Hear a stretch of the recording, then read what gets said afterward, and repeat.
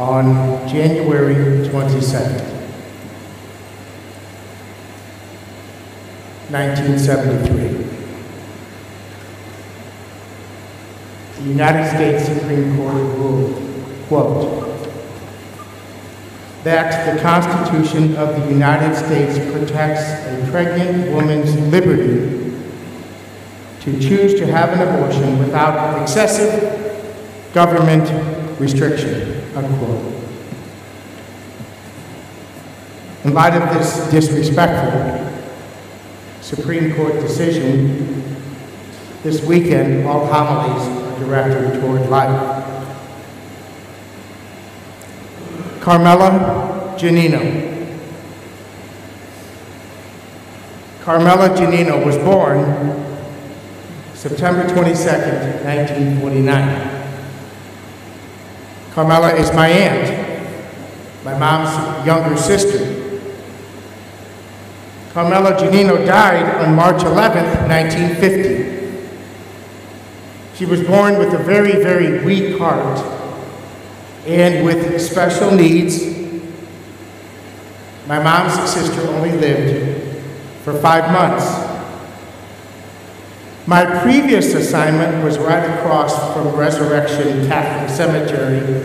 Most of my mom's family is buried there, including her parents, my grandparents, her sister Carmela, my aunt. So at various times when my mom would come to visit me at the parish, we'd go over to Resurrection Cemetery and pay respects to her parents and to her sister. On one such cemetery visit, we're standing there for a while, praying quietly, and then I said to my mom, it must have been very, very hard on the family to care for Carmela. She said simply to me, Carmela was beautiful. She was beautiful. And then, standing in the cemetery, she began to talk about the effect of Carmela on the neighborhood. My mom grew up on the Hill, an Italian neighborhood in St. Louis City. She grew up on Wilson Avenue. When the neighborhood found out that Carmela had these many special needs, the outpouring of love and support for her and the family was overwhelming. I've always found that with the Italian side of my family, if you are ever offered food and you say no to that offer, that is an incredible insult to the Italians. The Hill and good food are synonymous. So my mom told me that upon hearing of Carmela's needs, the people on the Hill, they brought tons of food. Also diapers, assistance, anything they could do to show support for Carmela and the family. And also, too, with her special needs, the family, my mom's family, which was pretty close, already close, it got even closer. The aunts, the uncles, the cousins, they would do anything to help take care of her. My mom's dad died at a very young age. He was 48 years old. He was buried the day after Christmas. He died a short time after the death of his daughter, Carmela. His death certificate says that he died of a stroke. My mom's always been convinced, though, that her dad also died of a broken heart because of the loss of his daughter. So, brothers and sisters, why all this family history? What does this matter? Why does it matter? After all, Carmela Giannino, she never did anything productive in her life. She never went to school. She never had a job. She never raised a family. She never even spoke a word, and she never even took one step. And yet, in her 5 months of life, this is what she did do. She brought out the very best in people. She brought a close family closer together. And she melted hearts. How, you ask, did she do all of this? Well, the answer to that is profoundly simple and basic. She was able to do all of this simply because she was alive. Because she was alive. That is why the Catholic Church and so many countless millions of people support life, because it brings out the best in people. It brings people closer together, and it melts hearts. All things equated with love, all things equated with God. The frustration that I feel every time I preach on this is simply this: I just don't understand. I cannot figure out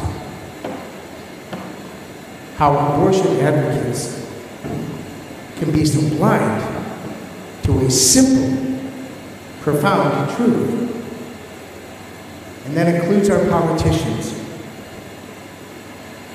There has been a long-time movement to make other evils equivalent to abortion. And this moral equivalency movement, it's gained some steam recently, even from church leaders. That is incorrect. It is misleading. It is causing confusion among the faithful, and that's the one thing we don't need is confusion. Now, but I do have to ask myself the question, abortion is the intrinsic primary evil. I got that. But then what do you do with these other evils? Do you just ignore them? And so I started thinking about, what does it mean to be pro-life? And I came up with this. That if I'm pro-life, that I cannot be racist, prejudiced, biased, or bigoted.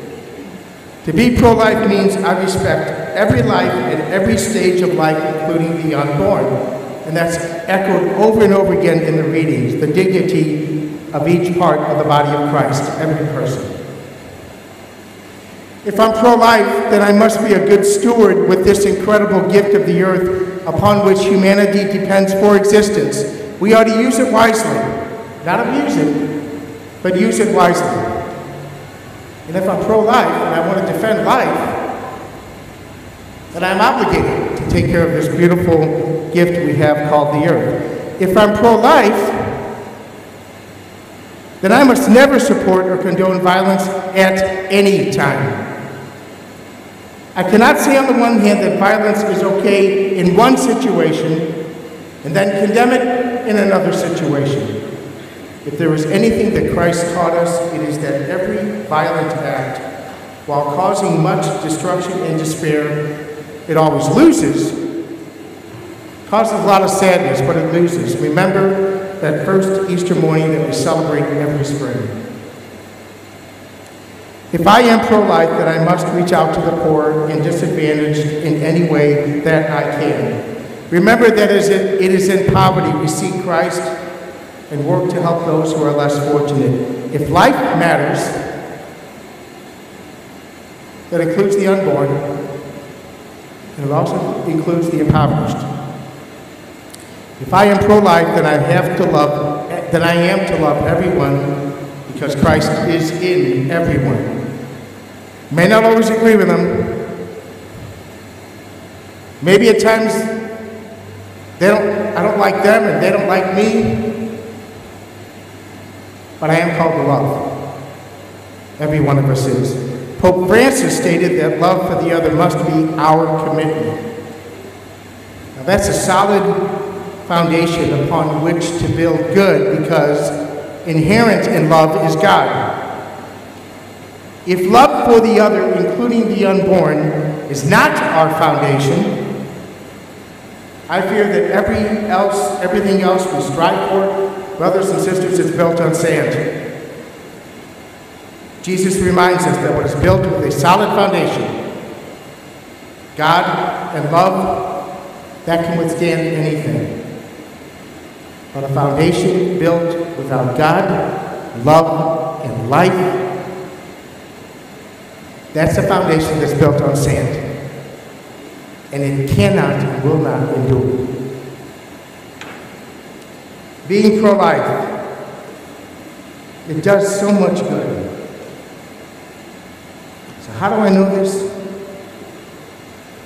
Because of a simple life of a young person who only lived 5 months, and the consequence of her life upon others. How do I know these 2 words? Carmela Janino. We have the privilege of professing our faith. I believe